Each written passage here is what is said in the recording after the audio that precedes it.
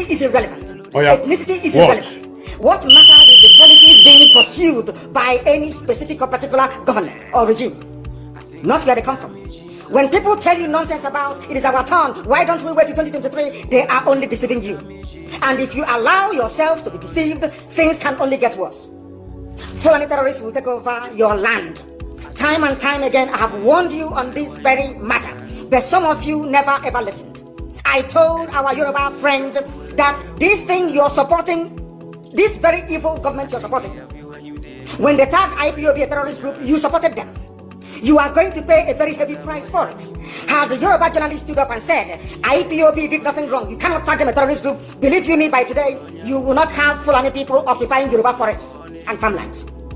Because in this life, what goes around comes around.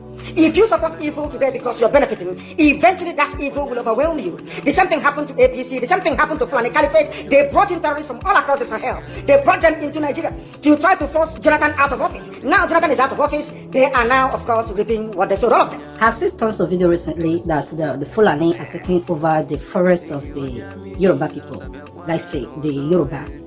The issue now is that, what do you think that the Yorubas are mixing? Or what do you think that Yoruba did wrong that makes this Fulani to take over their forest? And what should other states do to avoid these same occurrences in the future? That is the price you pay for duplicity. That is the price you pay for treachery. That is the price you will continue to pay until you rise up and say enough is enough. It is up to you to do it. You did it during NSAS. You can do it again.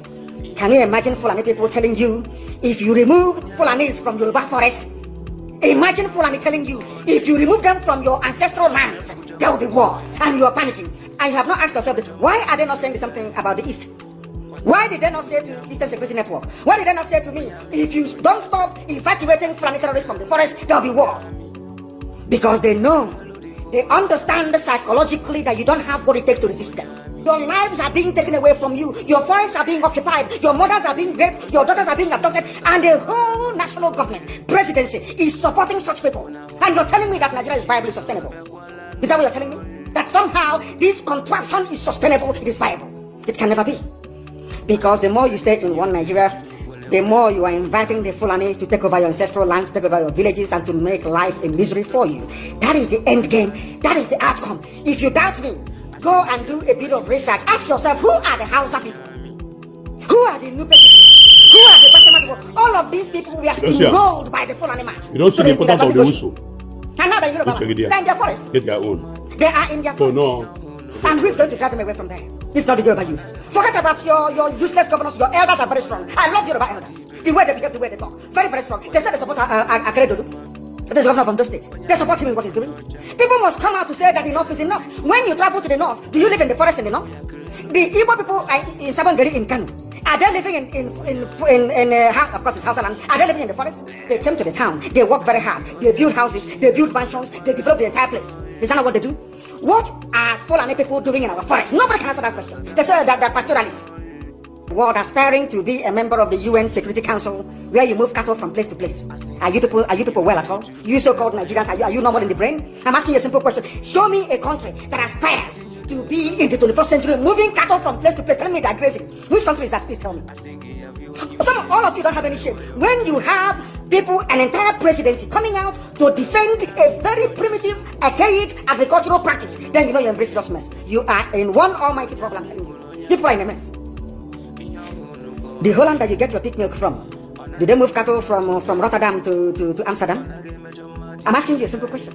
But they produce the pig milk that you're drinking every blessed day. Why can't Fulani produce pig milk in Sokoto? Why can't they produce Carnation milk in Kanu? They have the cattle.